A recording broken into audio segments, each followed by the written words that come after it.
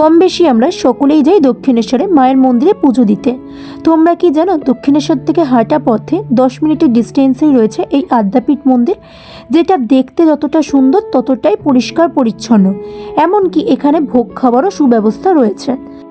7 বছরের নিচে 40 টাকা এবং 7 বছরের ওপরের ব্যক্তিদের জন্য মাথা পিছু 80 টাকা করে টিকিট ধার্য করা হয়েছে ভোগের। সকাল 11:30 থেকে ভোগ খাওয়ানো শুরু হয় এবং তার আগে থেকেই ভোগের টিকিট বিতরণ করা শুরু হয়। অবশ্যই চেষ্টা করবে 12টার আগে গিয়ে টিকিট বুক করার, না হলে কিন্তু পরবর্তীতে গেলে অনেক সময় টিকিট নাও পাওয়া যেতে পারে। লম্বা লাইন ঠেলে টিকিট বুক করার পর চলে আসতে হবে তোমাদেরকে আবারও লাইনে দাঁড়ানোর জন্য, ঠিক সেই হলের বাইরে যেখানে ভোগ খাওয়ানো হবে। হলের ভেতর ঢুকে তোমরা নির্দিষ্ট জায়গায় বসার পর তোমাদের সামনে চলে আসবে এই রকম পাতা এবং রঙিন প্লাস্টিকের গ্লাস।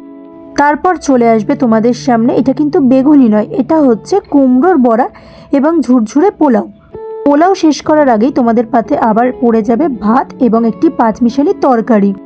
ভাত তরকারি শেষ করতে করতেই আবার তোমাদের পাতে পড়ে যাবে গরম গরম পাতলা খিচুড়ি এবং তার সাথে পাঁচমিশালি একটি গামাখা তরকারি। তারপরেই চলে আসবে পরমান্ন বা পায়েস এবং টমেটোর চাটনি।